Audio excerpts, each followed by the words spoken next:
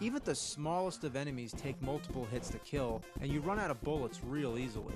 Good luck finding any more, the game is real stingy with ammo. Half the time I get lost because I don't realize these are doorways. You should be able to see straight through, rather than covering it up with a fucking wall. And what's the big deal with collecting eggs? Is he trying to make a giant omelet? I bet the ending of this game is Egghead from Batman saying "Excellent." When it comes to Jurassic Park games, they're far from extinct. Way too many of these games to count. Let's step it up to 16-bit with the Sega Genesis version. Did the T-Rex say Sega? The opening scene where the T-Rex breaks loose is actually terrifying. Yeah, being a young kid, playing this game all alone in your room, late at night, with the lights out, and that crazy strobe effect starts making the room flicker, yeah, that was some scary stuff. The graphics are appealing, and the animation is good, but sometimes it's too dark. It's a mess of gnarled vines and platforms. You're never sure exactly where you can go.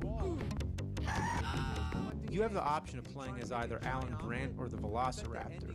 It's tough playing as Grant because you have to constantly switch between different weapons, and it takes too long. The Raptor is stronger and has better dexterity, but jumping always seems to be a problem. You never know when you're able to drop down safely without lots of trial and error. Not too bad, but very frustrating. There is a sequel called the Rampage Edition. Don't you think they should have called it something different? The word edition implies that it's an updated version of the same game, but it's a totally new game. Unlike the other game that had graphics that were dark and dismal, this one's bright and cartoonish. The first screen seems to stretch on for infinity. I don't know where the hell to go, and every time I think I'm getting somewhere, this pterodactyl picks me up and carries me all over the place. Whoa, jeez! Pick the Raptor, because that shit doesn't happen. Wow, that's one gymnastic raptor. The Super NES version is an updated improvement on the NES version. You switch between an overhead view and a first-person view. When I played this as a kid, I thought it was amazing. It wasn't too often back then when you'd see this kind of perspective. I was always interested in virtual reality. I took a refrigerator box and decorated it to look like a futuristic Land Cruiser. I cut a hole for a window and placed it against the TV while playing the game inside the box. It was, yeah, it sucked.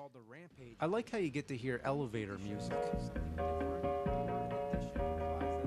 These first-person views are so hard to navigate without any kind of map system. Another thing really annoying on the overhead view is that there's on-screen instructions that keep getting in the way. Couldn't they have put that on the bottom of the screen or in the corner somewhere? It's not a bad game, but there's one serious problem. One fatal flaw that ruins the whole experience. There's no save feature. This is a pretty long game we got here, and you can't save it? You have to beat the whole game in one sitting? What were they thinking? Then we have the sequel, The Chaos Continues. It's a side-scrolling shooter. Looks self-explanatory enough, you just run to the right and shoot anything that moves. But only 15 seconds into the first stage, you run into a dead end. I went back and forth looking for whatever I missed, and then found out that if you hit up in a certain spot, it takes you to another screen. It's like Friday the 13th, where you have to keep going along different paths. But look at this. How was I supposed to know this was a path? There's nothing there. But on the other screen, there's a flashing red arrow. Now I know that would have been more helpful to tell me the first time, so why have arrows on all the paths except the first one? I think I may have the reason. It's hidden behind the bush. You might think, well, no game designer would be stupid enough to put a foreground bush in front of where an arrow's supposed to go. They probably just forgot to put the arrow there. Well, I can prove this, because there are some parts in the game where you can see an arrow going behind a bush. They covered the arrow with a bush! What a total fuck up. Even after you know about the paths, it's still confusing to navigate. Every screen looks the same, so it's hard to tell where you've already been unless you draw yourself a map. This part, you have to walk into a rock, which takes you to hell. Yep, dinosaurs in hell. And in this stage, all you do is shoot people. People? What is this, Jurassic Park or fucking Contra? Shop smart, shop S-smart. The Sega CD version is a point-and-click game. This is a good game to play if you want to fall asleep or learn dinosaur facts. Compy is one of the old-time smallest dinosaurs, about the size of a coyote, 10 pounds. You click where you want to go, then you see a movie screen and the game automatically takes you there. I would much prefer being able to control myself walking around freely, but instead you have to point and click. Now, I don't have anything against point and click games, I just suck at them. I can't figure out where to go. I've been searching around this room for an hour, and all I can find are locked doors and a crate that I can't open. I found some pliers. Maybe I can use them on the crate? Nope, that doesn't work. Can I use them on the door? Nope, can't do that either. Can't go here, can't go there. Can't do this, can't do that. I suck at these games. The 3DO version is the strangest by far.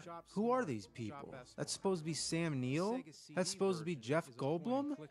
They were able to license Jurassic Park but couldn't use images from the movie? What we have here is a bizarre series of minigames. What is this? Space Invaders with Jurassic Park characters? Yeah, shoot all the Dennis Nedrys. Wow, they really came up with good ideas for these mini-games. Didn't you always want to be a dinosaur footprint bouncing an egg around? This should be an 80s arcade game, not a cutting-edge 3DO game. Super Glove Ball was better than this shit. There's a driving stage with a vehicle that's impossible to keep under control. One faint tap of the button sends you flying 1,000,000 miles per hour, and there's no brakes. Even the rivers and different terrain don't slow you down. The music and sound effects are beyond god-awful. They're Satan awful. Is that the Triceratops saying hey? Oh, look at this. You're a tiny microscopic speck flying around in circuit chip land shooting 3.5-inch floppy disks. What does this have to do with Jurassic Park? What were they thinking? Wait a minute. What does it say on the floppy disks? Dump? It says dump? How appropriate. This game is a bunch of anal dump. Sadly, the best part is sort of a rail shooter where you're zapping Dilophosaurs with lasers. There's also a first-person stage where you're running around like a rat in a maze from cardboard cutout raptors. Not a cutting-edge. Super Glove Ball was better than this shit. There's a driving stage where you're trying to outrun the T-Rex. It's nice to be playing what resembles an actual scene from the movie. But who's driving the car? I don't see any hands. Are you a ghost?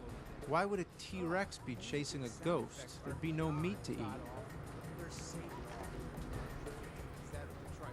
I guess the hand could be like on the bottom part of the wheel, you know, or like maybe driving with the knee or something. But that's some pretty casual driving for somebody who's being chased by a fucking T-Rex. I could see it like, hey, I'm stopping at Dunkin' Donuts. You want me to pick you up some coffee? Oh, what's that? What does it say? Oh, it's just some fucking T-Rex behind me, yeah. What an asshole. How appropriate. By the way, remember the pirates in the movie? How about a tutu-wearing pink angel wing? What the fuck? Jurassic Park on 3DO is a complete mockery, man. Does it suck? You bet Jurassic sucks. In the words of Ian Malcolm, that is one big pile of shit.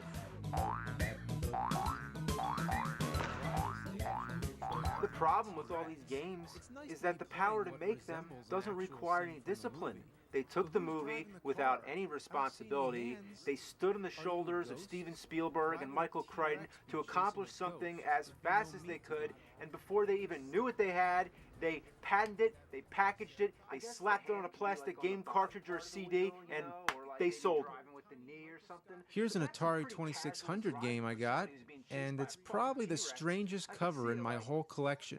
E.T. Go Come? What the hell does it mean by E.T. Go Come? And is this supposed to be E.T.? Next to a piece of purple toast with blueberry jam? A balloon?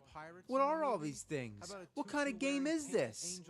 It doesn't work properly on my TV. I can only see half the screen. I'm guessing this is because it's a European game. So let me try it on an older TV. Now I can adjust the vertical hold. And there we go. It resembles Pac-Man, but is actually the European version of a game called Aliens Return. It doesn't live up to the cover in any way. The idea is to keep touching these horseshoe-shaped rooms to make pieces of your ship appear while avoiding evil aliens. That's pretty much it. Now, even though this game says E.T. Go Come on the cover, it is not the E.T. game. Oh no. Now, I gotta make something perfectly clear. I play shitty games so that innocent gamers don't have to. But there's one game I never play.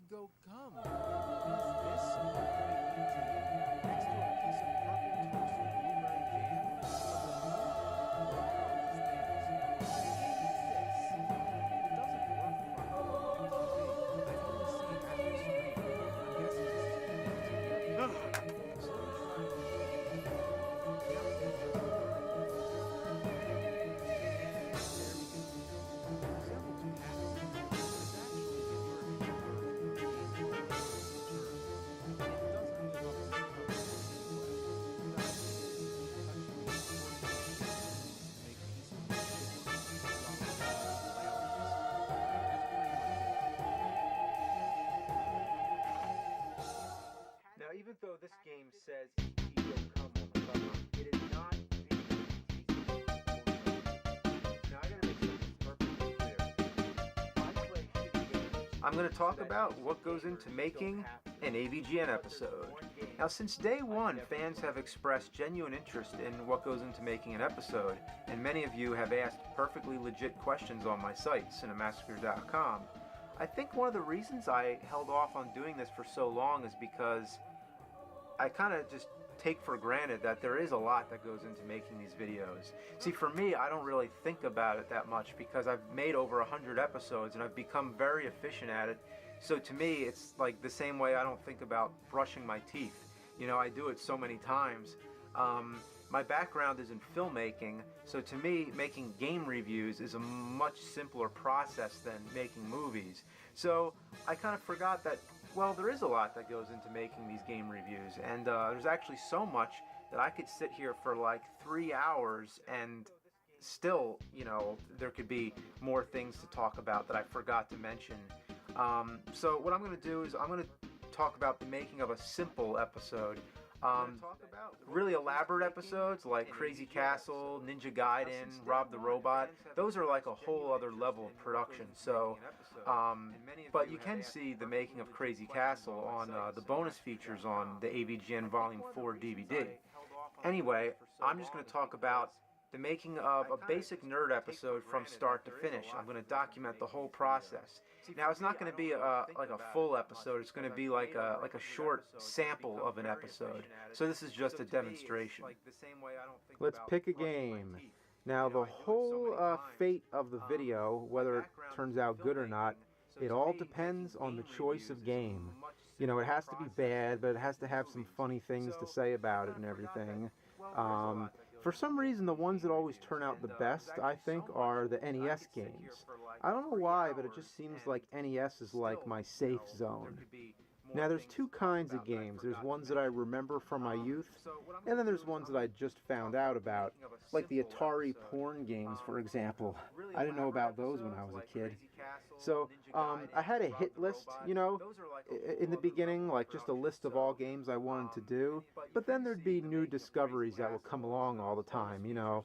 I'd get some requests maybe, and like the requests help steer my decision, you know, like I'll go to a game that I've always wanted to do, like, you know, like Jaws was one, Fester's Quest, you know, I wanted to do that from the beginning, but then I'll find out about a game like Plumbers Don't Wear Ties, and it's like, oh wow, that'll make a good one. So when I was doing these like 2 videos a month, like I didn't really have much time to pick a game. I had to, you know, just go to my list and go to the next one that was in line. But you know, it's better when I have more time to just sit around and play some of these games until I can decide which one will make the best video. It also depends a lot how many other video projects I'm working on at the moment and how busy my personal life is. Like the Rob the Robot video, for example, I knew that video was going to take me a whole month to do. So like for now, for example, let's pick, you know, Barbie. I mean, you know, you look at this and it's like, okay, that's got to be bad, you know. but we don't know till we play it. Let's try. Now, while I'm playing the game, I'm also recording it, because I record everything I play onto a DVD recorder. Every system I have here is connected to the DVD recorder, and then of course goes to the TV so I can see it. How do you connect this many systems to one thing? It's a mess. It is not recommended, but what I do, well, a lot of them use coaxial cables, which suck. You can see right over there, they all go into a splitter, which goes into the back of the VCR here. And then for all the ones that use these, RCA composite video cables, they go into these different switchers. We have switcher A, switcher B, and switcher C. Now, it's very hard to keep track of this, so that's why I have a chart, and this helps me keep track. Say, for example, I want to play the CDI. I don't know why I'd ever want to play that again, but it would go to switcher C would be set to 4, VCR would be set to line 2, and the DVD-R would be set to line 1. The AC adapters are an outstanding mess. I do not recommend this. You could risk an electrical hazard, but I've been doing it pretty safely because I have surge protectors. I never turn on more than one system at a time, and when they're not in use, I turn them off. No matter how simple, every video involves the same steps. Playing the game, writing the script, shooting the video and recording the voiceover, and editing the video. It's never been any different. You can't just hit record and have it all happen instantaneously. We could try it though. Okay, so Barbie loves reading about mermaids. Okay, she's getting sleepy. So see, I can't think of much to say about this. Okay, so the game starts. Alright, she jumps pretty damn slow. There's a bunch of bees, there's a ball with a fucking tennis racket, there's a little dog. I'm shitting out baseballs.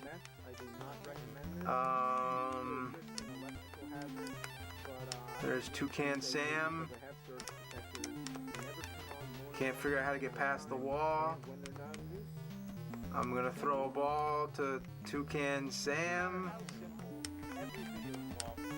Nothing's happening. You see, this game is giving me some possibilities, but I'm not an improv kind of guy, so I can't just run through it like this and spit out creative gold. I gotta go through it and develop it some. So at this point, I'm just trying to decide if I want to use this game or not for the video. And if I don't think it's working out, like, I'll give it like 15 minutes and then I'll turn it off and I'll try something else. If I think, yeah, like this is workable, I can do this, then that's when it goes from casual gaming to making a nerd episode. So this is the point of no return. I'll get out my laptop or a notepad and I'll start writing down notes. What am I writing? Anything I think I might want to use for the video. I come across something in the game and I'm like, oh, I'm going to want to remember that. I write it down. And a lot of times Mike is here and he'll be helping me out write the notes. Sometimes I'll be playing and then he'll be writing the notes, so I don't have to keep pausing and doing double duty. Most of the time it's just me. I'm also writing down the time codes for everything that happens. You can see the time code right on the DVD recorder. It's going to be handy later to be able to find all these parts again, because I might have hours and hours of footage and then I'll just be scanning through to, try to locate this. So writing down the time code and all that, it may seem like a lot of extra work at first, but in the long run, it's going to save a lot of time. Now, of course, as I'm playing the game, I'm recording it, and I'm recording my own authentic experience of playing through it. So, when you see me die in the game, I'm really dying. I don't pretend to do it like I used to. Like in the Karate Kid video, like I was deliberately running into enemies and dying on purpose, but I don't do that anymore. Now I make sure that everything I play is authentic. A big question is, how long do I play the game? Well, basically, once I have enough notes and enough material to work with, then the job's done. But I want to feel complete. I don't always have to beat the game, but I want to make sure that I think I've found everything in the game that I'm going to want to talk about. And I don't know what that is until I play it. If there's something later in the game, like if I know that there's something at the end that I want to show, sometimes I'll use a password or a code or something, but not very often, because then I'll always regret missing something, down the line. Like, in the Ninja Turtle video, I didn't even show the Technodrome, and that was a big part of the game, so I always regretted that later on. So I never want to feel like I'm missing anything. This is all just about playing the game authentic. Like, a lot of people ask, why don't I use emulators? And like, I know on emulators, from what I understand, there's like ways to cheat and like skip through the game and stuff, but that's not the point. Like, I need to really play it. And I also just couldn't see myself like hunched over at a keyboard playing. Like, no, playing a game is sitting back on a couch with the controller in my hand. This is it. This is the real deal. Playing the game is the easiest part. Now comes writing the script. This is the most unpredictable phase of the whole production, because it just depends what kind of mood I'm in. I could just stare at a blank screen and I'm just not feeling creative, and like the ideas just aren't coming. So then usually I have to like distance myself from it for a bit, go work on a different project or do something different. And then other times I'm not even trying, and then the ideas will come when I'm not home or if I'm in bed, and I can't go to sleep until I write it down. So the writing process just depends what kind of mood I'm in. So basically what I'm doing here, I'm taking all my notes and I'm putting them all into like categories. I'm just organizing everything so that it's not just constant rambling. It actually has some kind of structure. Like, I'll take all the parts where I'm talking about the graphics and I'll put that all in its own section. And then I'll take all the parts where I'm talking about weird enemies and I'll do the same for that. And I'll kind of structure the whole script so it has like a beginning, a middle, and an end. Any research I need to do on the game, like if I want to talk about the history behind it or anything important that you need to know, I do that now. Like if I want to talk about Barbie, where Barbie came from or something, I do that now. Also talking about the control of the game, like how it plays, like, I don't want to go too in depth, because if I describe the game too much, I just start to sound like an instructional manual. I want it to be funny too. But being funny is the hardest part, because it just has to come natural. Like, I can't really force humor, I'm going to just try this out. I mean, what's the meaning behind Barbie dreaming about balls? It's got to be a ball joke. Swearing is an angry nerd tradition. I gotta keep that going. But it has exhausted its vocabulary. Words are words. My favorite parts are when the nerd is not speaking, when it's all in the facial expressions. I always considered myself a visual artist and never considered writing my best skill. But I just work at it until I think it's good. A lot of bad habits I have are tongue twisters, sentences that go on too long, unintentional rhyming, unintentional alliteration, words that repeat too often. Every time you fall down, you have to walk through the entire room all over again. All the enemies come back, so you have to fight everybody all over again. And whenever I use the same word a lot, like the Ninja Gaiden video, the original script I said impossible like 5 times, so I changed it, and basically I proofread the script, and then if I see a word repeated too often, I use a thesaurus. So I think using a thesaurus is very important. It helps a lot. But it has exhausted its vocabulary. Words are words. My favorite parts are when the nerd is not speaking, when it's all in the facial expressions. I always considered myself a visual artist and never considered writing my best skill. But I just work at it until I think it's good. A lot of bad habits I have are tongue twisters, sentences that go on too long, unintentional rhyming, unintentional alliteration, words that repeat too often. Every time you fall down, you have to walk through the entire room all over again. all the enemies come back, so you have to fight everybody all over again. There are lots of VPNs out there. Whenever I use the same word a lot, like the Ninja Gaiden video, the original script I said impossible like 5 times, so I changed it, and basically I proofread the script, and then if I see a word repeated too often, I use a thesaurus. So I think using a thesaurus is very important. It helps a lot. In the beginning, a game company called Wisdom Tree began producing unlicensed games for the NES. Wisdom Tree said, "Let there be shit." And there was shit. Yeah, you know what I'm talking about. Bible games. Like Bible Buffet, where you're blown off a snowman's head, which has nothing to do with the Bible. Super Noah's Ark 3D, where you're slingshotting pissed off animals. Sunday Fun Day, where you're killing random people on your way to church. And all those ridiculous CDI games. Yippee! Yippee! Whoops! Yippee! I've already talked about these games in my previous Bible Games episodes, so what's the point of going on anymore? Because part 3 is never as good. But, you know, there's a few more Bible games left, so I might as well finish what I started. I mentioned before that there's a Game Boy game called the King James Bible. Since then, I've actually gotten the game in my possession, so I might as well try it out. I gotta admit, I thought this game would be nothing more than just reading the Bible on a Game Boy, but there actually are a couple games involved. The first one is a stupid memory game. All you do is match the words. The other one is just like playing hangman with sheep. You have to guess the hidden word by choosing all the correct letters. If you choose a wrong letter, one of the sheep will hop the fence. If they all get over the fence, you lose. Like right now, I'm really stumped. Damn, you fucking sheep. Alright, what's the word? Goodliest? Who the fuck uses a word like that? Blessedness? Of course, they're all ancient words that nobody says anymore in common speech. Well, that's all there is to that.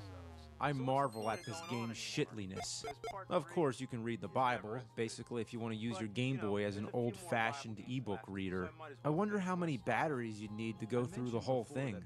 The other thing you can do is search for words in the Bible. For example, we could search, I don't know, how about the word ass? Okay, I had no idea there'd be this many results. Then they rent their clothes and laid at every man his ass, lose his ox or his ass, whose ass have I taken, deliver unto his neighbor an ass, which of you shall have an ass? He had found a young ass, the dumb ass, it says dumbass in the Bible, saddled his ass, opened his sack to give his ass, the lion had not eaten the carcass or torn the ass, riding upon his ass. I'm going to hell. Next game, we have something kind of special. It's an unlicensed NES game called 6-in-1. That's pretty much the title. How creative. Unofficially, it's known as Caltrin 6-in-1 because the company who made it, Caltrin, went out of business before they sold off all their games. Hot selling. Yeah, right. Well, another company called Myriad bought their inventory, slapped their own sticker on the front, and started selling them again. For this reason, the Myriad version is even more rare. Its price in auctions is usually much higher than the Caltrin version, even though technically they are both the same exact game. Myriad didn't make any programming changes whatsoever. Even the title screen still says Caltrin on it. That sticker on the front, let me tell you, that is one expensive sticker. With that bit of trivia, you're probably wondering, what does this have to do with the Bible? Well, there's 6 games on it, all of them suck major shit, and they definitely went for quantity over quality, much like Action 52, although it's not that bad. Honestly, the games aren't horrible, they're just mediocre copycats of other games. Cosmos Cop is a ripoff of Space Harrier, Balloon Monster is a ripoff of Buster Brothers, Porter is a ripoff of Sakuban, Bookymon is a ripoff of Make Tracks, also known as Crush Roller, Magic Carpet 1001 is sadly the most original of all of them, but there is one Bible game on it, Adam and Eve. It's a 2-player co-op game where you fly around on balloons and try to land on top of cute little worms. Out of all the games on this cartridge, this is probably the most original. they sure put a new twist on the story. Instead of Adam and Eve being a man and a woman, they're now asexual twins. Take your guess which is which, the one with green hair or the one with red skin. Are they aliens or something? Is that why there's space in the background? The tree of life apparently is now just a few bamboo sticks crossed together. The serpent is now a whole army of balloon-flying worms. And there's a bird that lays eggs on you. What kind of bird lays eggs while it's flying? That's like a human mother running a marathon and just dropping out a baby. The only other thought is that it's an egg-shaped piece of shit, but it's from a bird, so it would usually be white, which would be the color of an egg, but instead, it's brown like shit. I don't know what I'm talking about. I myself wouldn't know how to make a game based on Adam and Eve, but I'd never think to make the forbidden fruit actually count as points. What were they thinking when they came up with this? I guess they were just trying to be really original. Well, nope. Actually, it's a complete ripoff of Balloon Fight. And if you really want to go back further, Balloon Fight was very similar in gameplay style to Joust, just with balloons instead of, well, ostriches. So basically, the game has nothing to do with the Bible. So why am I even bothering to include it as part of Bible games? Well, here's a better question. Why the fuck did they call it Adam and Eve?